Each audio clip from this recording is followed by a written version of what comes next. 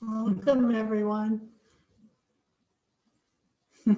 Thank you for joining us. This is our chapter 20 pairs joining to share what we're learning from Jesus for the week. Or actually, it's a bi-weekly, so every 2 weeks we join to share what Jesus is teaching us from joining together with our partner to look at the desires, the beliefs and the desires from chapter 20 of Jesus and New Covenant. So first, what I was hearing to begin with is what he's really driving the message home here is to begin or to go to the light first. And that's what this is. This is just the practice of going to the light first and asking Jesus what's most helpful for the healing of the mind right now. So we'll do that.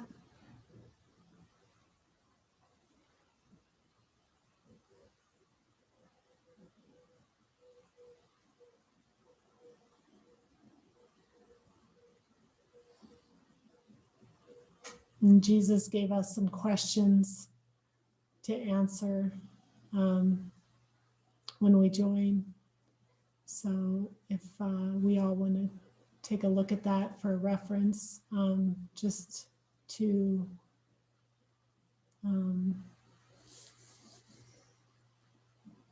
help guide us through this, we'll ask him what he wants us to share.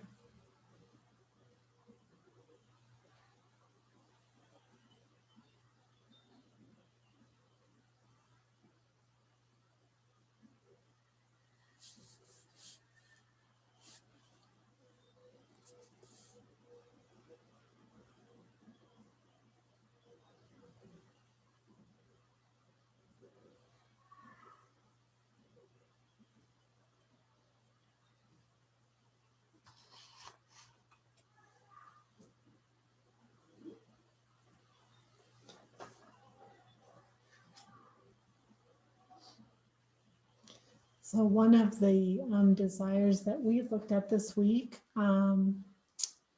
was, you do not believe there is another way of perceiving. You desire to miscreate an experience where you have forgotten there is another way of perceiving and thus place true perception out of your awareness.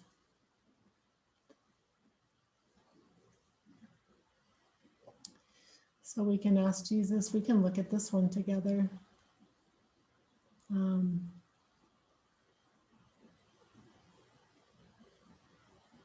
Jesus, is there a belief, or do I not believe there is another way of perceiving?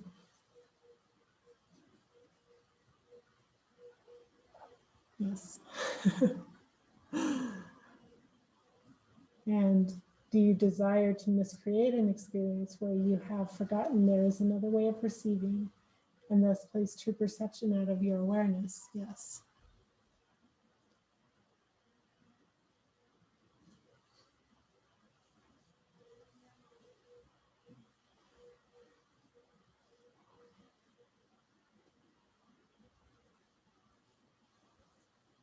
And what I was hearing, or what he was showing me with this, is that it's a habit to just assume there's not another way. There's no other way. It's just habitual, and it's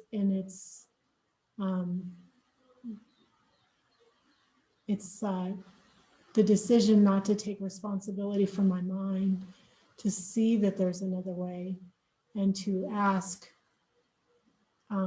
Jesus, or go to the light. So it's this practice of just going to the light first is the way to break that habit, that pattern in consciousness, which is just a play in consciousness to deny the light that's here, that I am.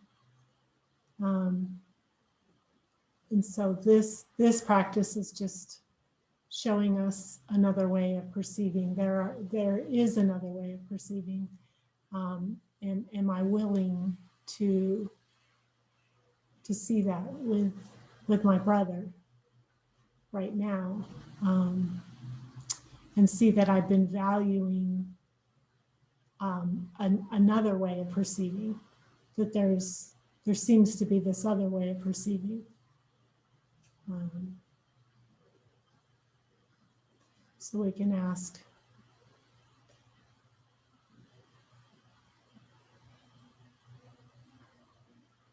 Jesus, will you show us another way of perceiving? True perception.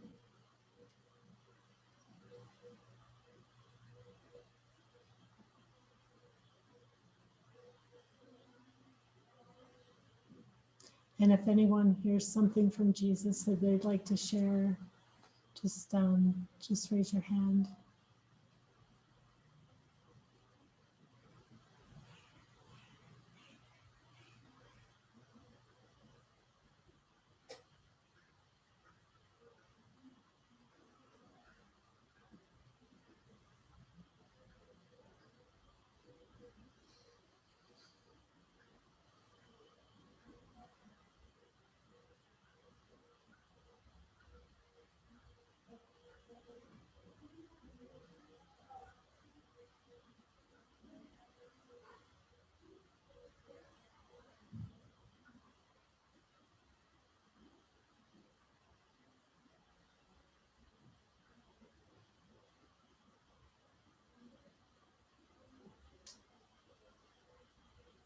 We can look at relishing another way of perceiving, or to not believe that there is another way of perceiving.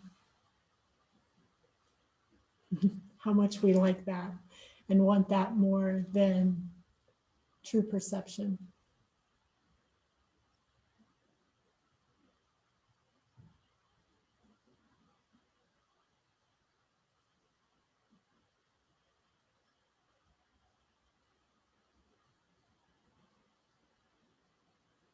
Mm-hmm.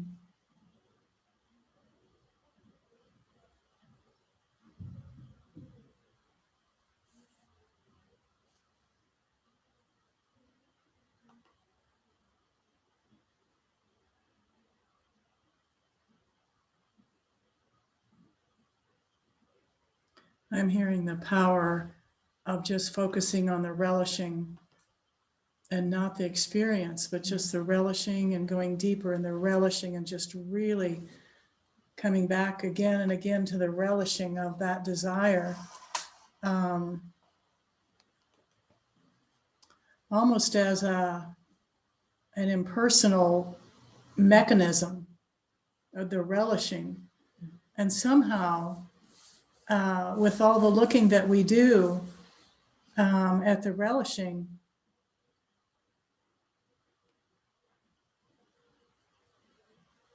there comes a freedom in that, and almost an awareness of the ridiculousness of some of the beliefs and desires we have as we start getting deeper and deeper into it, and seeing that the only thing that's standing in the way of truth and my perception of truth is the relishing of something else. Yeah, he's been reminding me a lot that I don't have to have the experience.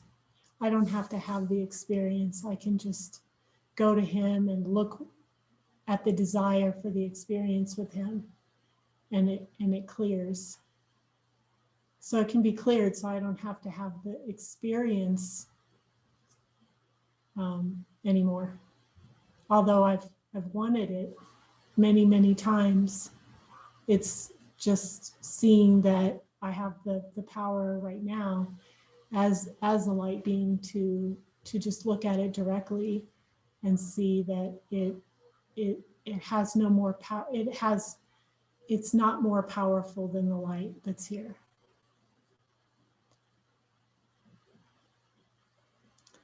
that it is a choice to for something that is not the light.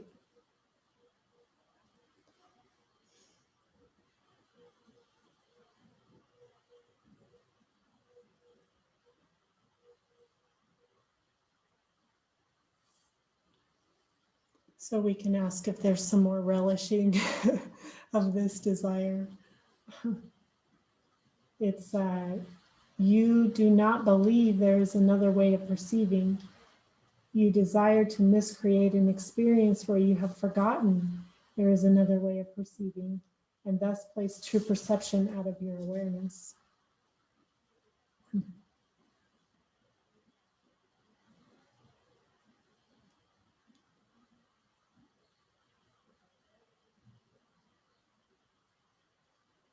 In the light of divine being, we can see that the light is here, and it's a choice to forget.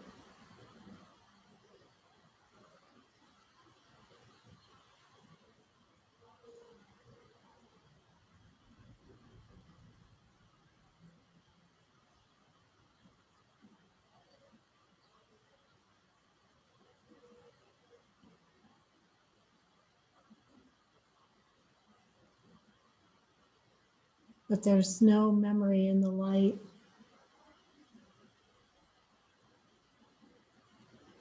So he's just using the idea or the concept of memory to help us transcend that.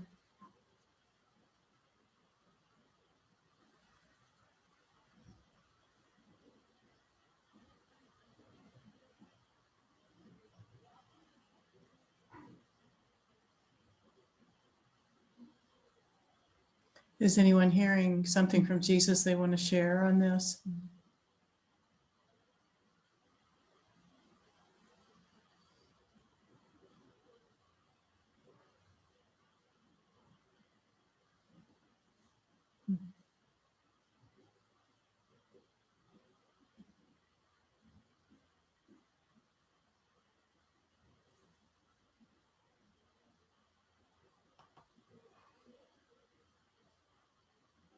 Did you want to speak? Okay. Oh. Unmute. Welcome. Okay. I had so many pictures this week reminding Laura and me to just lay it in front of him. We didn't have to do the drama and the fanfare. There was, it's as simple as just presenting it. We often get an image of a picnic table and the three of us sitting at this picnic table. And this week, there were multiple times when it seemed like it was very heady and very thick, with the relishing, very thick with the possibilities, the opportunity to go into intellectualism to divert the essence. And it was just this simple, gentle reminder of just, I'm here. You can just put it on the table. I'm ready to take it. And today there was an image with the desire. We were working on the desire for the belief in scarcity. And that was quite loaded in many, many ways.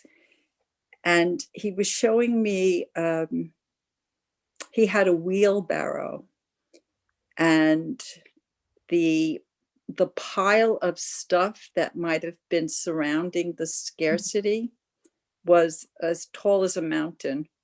And he was showing the sense of just wheelbarrow by wheelbarrow, just give it to me. We'll look at it together. Other times he has shown me pictures of being a gardener and how he's there. He will remove the stones. he will level the playing field. It does not have to be complicated. And I just, it was always the beauty and the gentleness and the sense of tenderness, really, to hide nothing. I am here. I want to take it. So complete.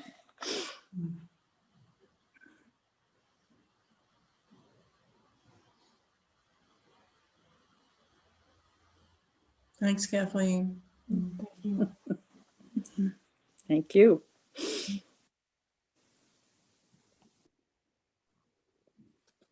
I'll share on the memory piece, is that when Jesus showed me through A Course in Miracles that we had usurped the memory by using our memory in another way, and that made so much sense. It just put me right back home.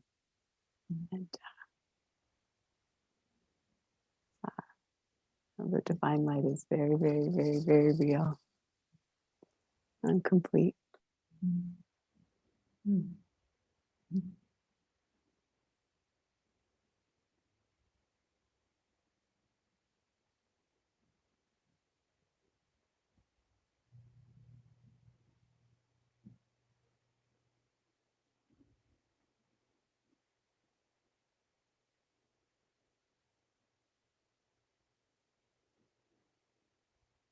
Thank you, Laura.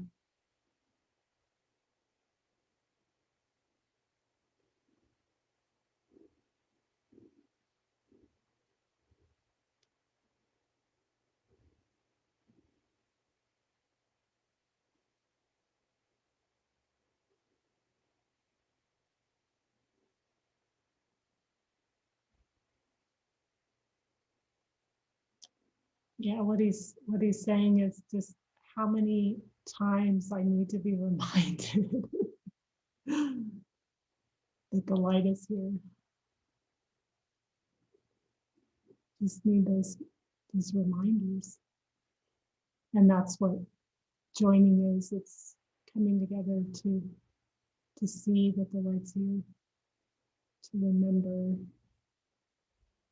and to see that you cannot forget what you are. You.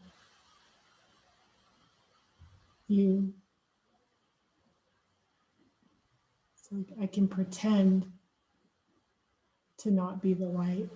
I can pretend, and I can I can seem to have an experience of putting out of my awareness, but it doesn't go anywhere.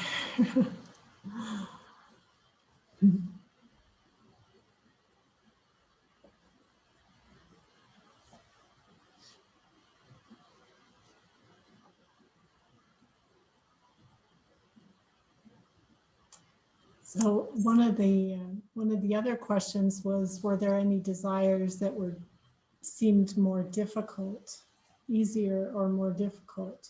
And there was one.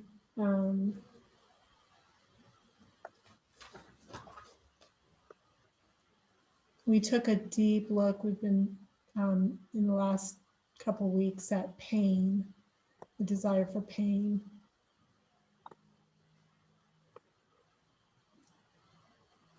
You believe pain is real. Pain is merely an expression of the denial of divinity and the desire to hold on to personal identity to protect experience outside of yourself. Thus, you desire an experience of pain. And that one was one of the ones that seemed more difficult to look at. So we've been just looking at relishing the experience of pain, not experiencing pain, but to stay in the relishing, just to stay with the desire for it, the desire for pain.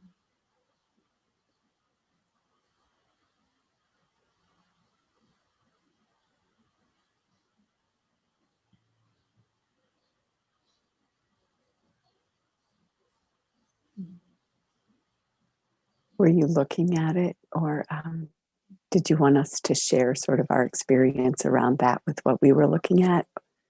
But I don't want to come Yeah, over your. Okay. if you were hearing anything about that to share. Oh, well, I was coming at it more from one that we were, a couple of them that we were having to dig a little deeper for. You know, you were saying which ones were easier and which ones were harder.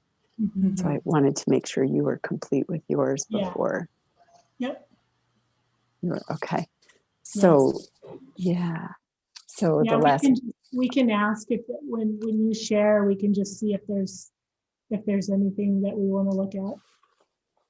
We can ask. So yeah, you're welcome to share what your desires were. we were looking in the last couple days at the you believe you must give to get. So you desire an experience where you experience getting or giving as essential to getting, and then also the belief in scarcity. And those initially, or at least the first one, we were sort of reaching a little bit more. And I don't want to put words in Kathleen's mouth so she can speak, but it felt like it took more, and it wasn't until I get to the vibrational level where I can pick up on the vibrations of what I would call the split mind or the separation. I don't like to use ego too much, just because then it makes kind of the ego the enemy, and that's what we want to avoid.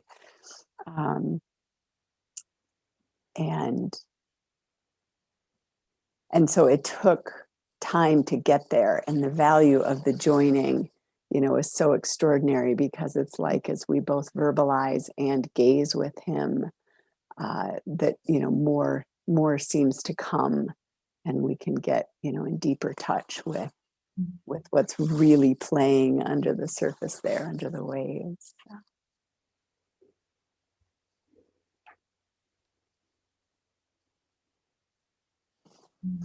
I can also share, Kathleen, if you're okay with it.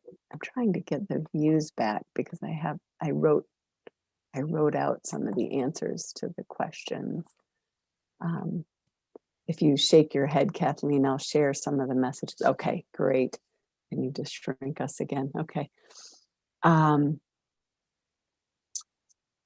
So, okay, let's see. This one specifically on the scarcity. Okay, I'll just read. I'll say, while some beliefs and desires seem really obvious and undeniable, we had a little bit of an adventure feeling deeply connected to these last two I mentioned initially. And so really listening for what Jesus had to share with us about that. I tend to experience things, as I said, vibrationally. I'll pick up on the notes. And Kathleen tends to get the pictures and the words, and maybe vibrationally too. And yesterday we looked at the you must give to get desire, and neither of us felt too deeply toward this desire yet. We could see the underbelly there, but we were having trouble getting to it. And I saw the belief attached to pure survival. And he was really emphasizing with us that these are really subtle things, and I think to be really gentle and not be too concerned if we're not reaching them. But so I was just trying to stay really open all day yesterday with the one desire, and to just see how that plays out. There weren't any big revelations, but again, this morning he re-emphasized that these are really subtle plays. He also emphasized, he gave a message to me that through Kathleen, that I am safe. I've always like felt very safe and protected, but I can still see like this play underneath, of the world. Are you really safe if something medically happens or something like that? So he re-emphasized that. And then also when Kathleen, was looking, she said she saw a piece of toast with peanut butter, but it had mostly jelly on it. And there was a suggestion from Jesus of how subtle this is, the giving and the getting. And everything we're working with is subtle. Some of it will be in our face and we'll have a deep recognition, and these desires are tucked away. And then she saw a spinning top, and the top was spinning so quickly that it's difficult to ascertain the part of the subconscious or unconscious mind that may have some involvement or some taste for the desire. He shared that the scant spread of peanut butter on the toast is just another tool for focusing on what you may not feel or identify with.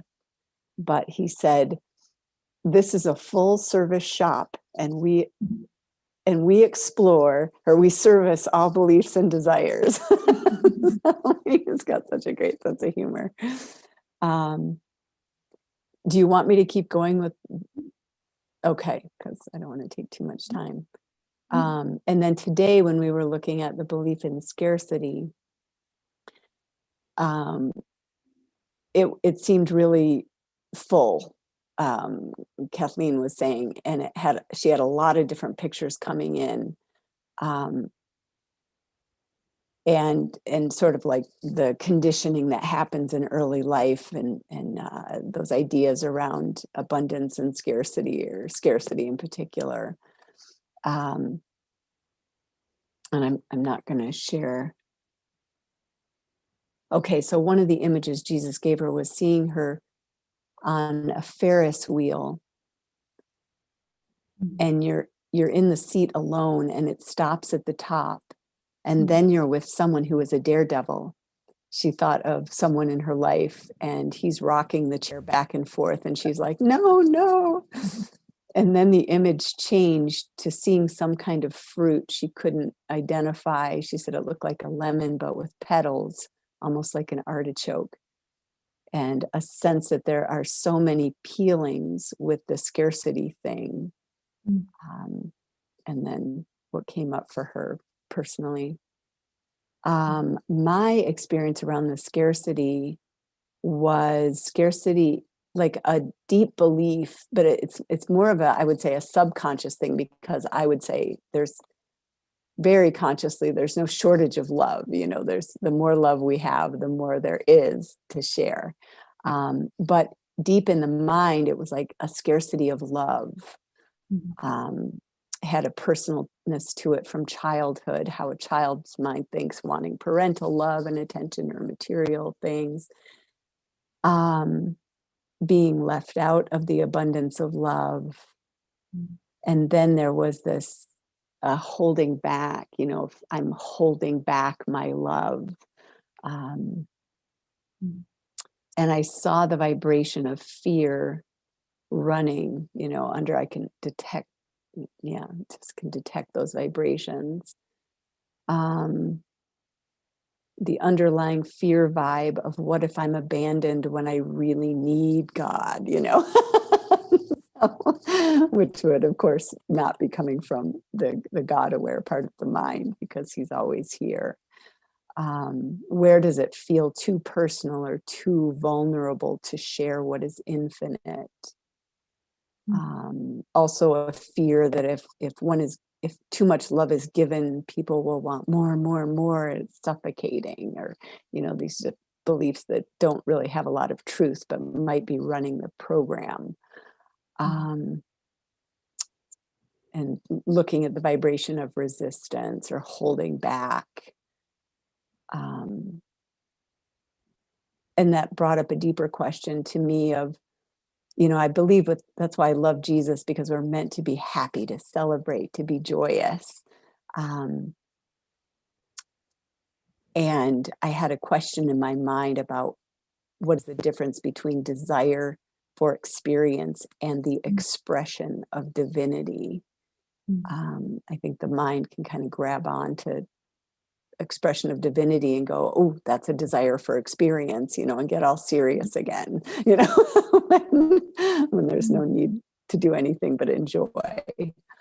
I think Kathleen already shared about the wheelbarrow, like a mountain of emotions.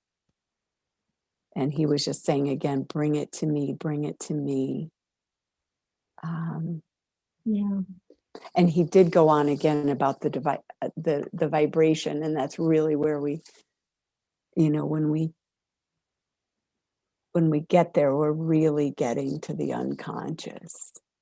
He also talked about the freshness of being, and to choose once again. So there's more, but we get the sense of it. I'm hearing a question right now, and that is, in the, you might say, process of relishing the desire, and then getting to the point where you're asking Jesus, Holy Spirit, if you're ready for a miracle, if you're ready to see it differently, how is that going for you? What are you experiencing there? Are you experiencing like release from these desires through a miracle? Is there avoidance? How is that working?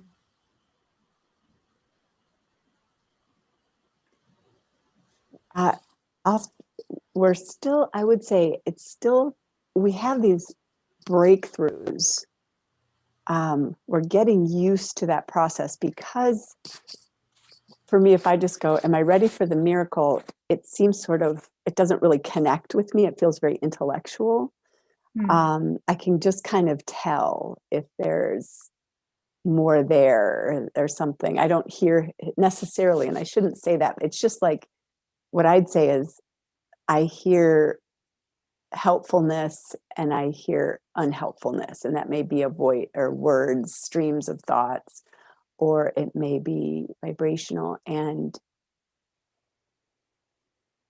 I feel like I'm still working with the piece around the miracle itself, because I can vibrationally, I can tap so deeply into the unconscious, and I can tell there's still something in there. I don't know how to say it better than that. Kathleen, why don't you answer for you, if you feel to?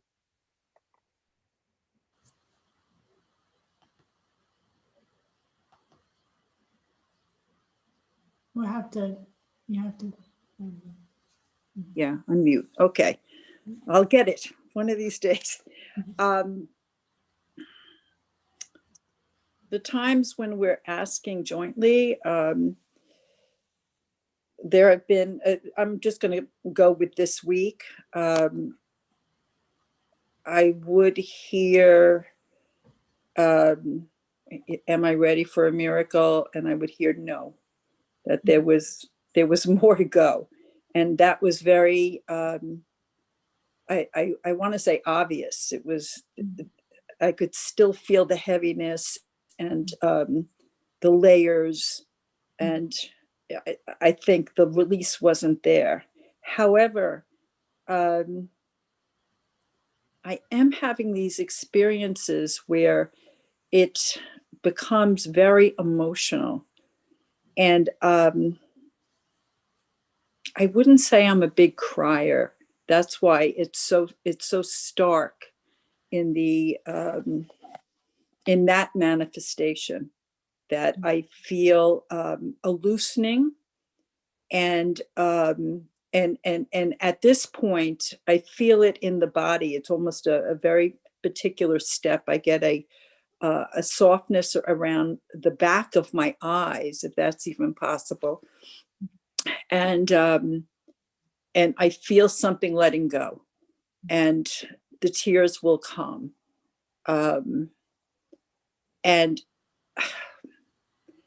some part of me, to be completely honest, I thought it was going to be more with the fireworks or whatever. I mean, there was going to be a big fanfare, and the buglers start happening. Oh, you had the miracle. And I see it's not quite that.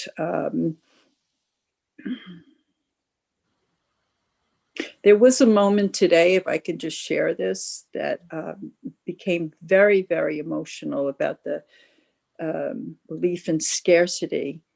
And I had this picture with my father who made his transition a long time ago. But he was with Jesus. And my dad was saying, in relation to the scarcity and what was rolling around about that desire, he was telling, he was almost shouting in this glorious way, it's so vast, it's so vast. And if you only knew how vast it is. And then I was shown a mouse hole from a cartoon. Remember those little semicircles? And that we as light beings are trying to stuff ourselves through this mouse hole. And I could hear my dad along with Jesus, and there was this background of beautiful lights, etc. It was almost in space. And my father kept saying, it's so vast. He was just saying this. It was actually amazing. And I just started weeping. And there was a definite movement. And it stayed with me for about a half hour after Laura and I got off the phone, that I just felt this shift. And it was very physical, very emotional, and very visual, very, very visual. So I don't know, was that the miracle? I mean, I don't feel like I have cured myself of this belief in scarcity. That's for sure. But there's something. I often get a picture of a jar, almost a mason jar, and he'll be turning the cap as if to suggest, you've got your stuff, yourself, your being stuck in this jar. Just open the jar up, and then there's the radiance. And I just as I'm speaking now, I'm seeing that in my mind, just allow for the glory to open. And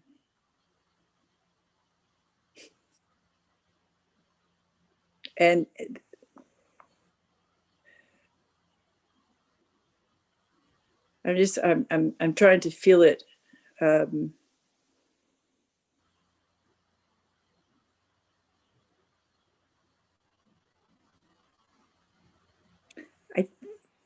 There's a sense of the miracle comes in many forms. I'm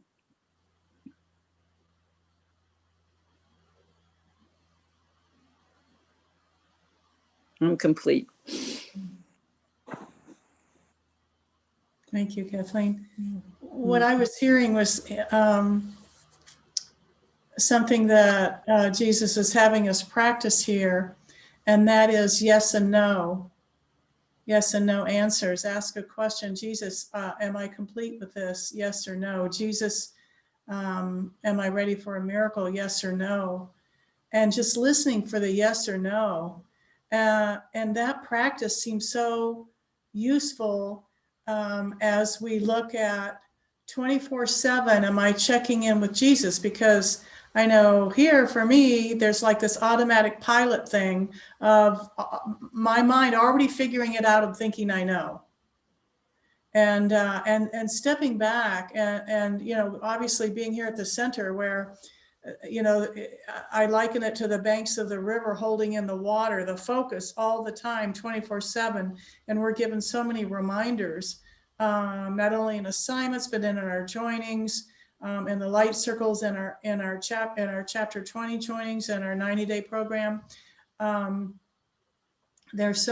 Jesus keeps telling us it's not about what you're doing. It's not about the assignment. It's not even about, joining physically with another person. It's about, are you checking in with me and asking me? And here again, a lot of the emphasis has been on yes or no, and then listening for that yes or no. And sometimes in the light circles or the joinings here, there are about 7 of us, and somebody will bring to the circle, okay, I am facing a situation here, and I would like to know what everyone hears from Jesus about this situation. And they may not even tell us. In fact, they don't tell us the details.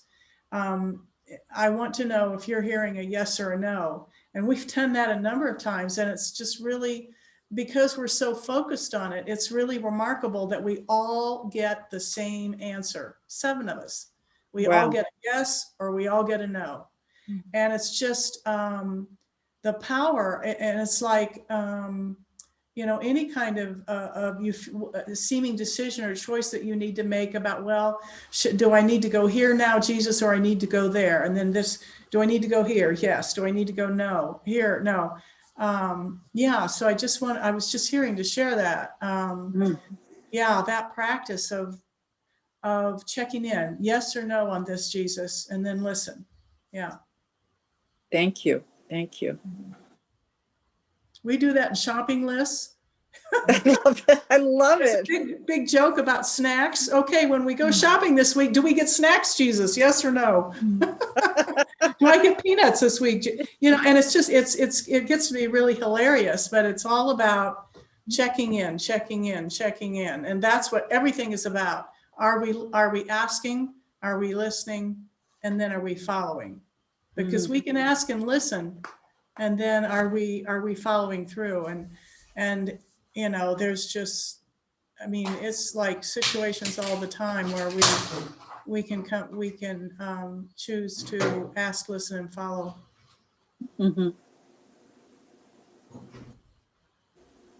Yeah, there may be some desires that it takes more than one round if you're hearing, and you can, just be in a conversation with Jesus throughout the day about that desire. To just stay with it really is the main thing that I hear. It's just staying with the desire, and asking, is this the desire to look at right now? Until it's completely cleared and there's no question anymore about that. And we joke sometimes, about some of these, say, well, it'll take 30 more rounds for this one. It lightens things up a little bit. Yeah, we just keep going. Keep going. He's just encouraging everyone, all the partners, to join every day for about 50 minutes to an hour, and record them. That's another thing that he encourages, is us to record. So maybe not all of them. Yeah. Not, but just to just see how the voice for God is natural, and it's moving through us, and it's just this practice of listen, like Mary's saying, listen, speak, follow. And chapter 20 is like our warm up for that. It's getting us into that habit, or that we call it light training, to go to the light first for everything. So helpful. Yeah. And there are going to be desires or beliefs or desires that seem more difficult than others, or easier than others, and we can just see how that's just the play to yeah, just to make it seem like there's something that we need to do. And I've seen that many times, that the desire to become involved with the healing.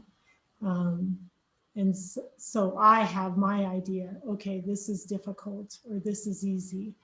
And then, you know, upon looking at it with him, usually what'll happen is if I have the thought that, oh, that was easy and it's all good. And then sometimes that comes back, and then it needs to be revisited. So what were you saying? Oh, you got to go? Okay. Thank Okay. you. Thank you, Laura. Thank you. Okay. Thank you, Kathleen. Thank you. Thank you. Yeah. We'll look All forward to right. joining again. Yes. Same. Same. Okay. Yes. Bye. Well, Thank you. Bye-bye. Bye-bye. We'll have another joining. I don't know the date. I just Yeah. know that it's going to be in 2 weeks, and that we'll put the message out to all the pairs. And we just would love to have you come share your experiences with us, chapter 20. And joinings in between. There's Joining Express through the Facebook Messenger group. Yeah, we're just here joining 24/7. So you're always welcome. Thank you. Thank you. I was trying to find the date on the calendar, but forget it right now. Okay. We'll be in touch.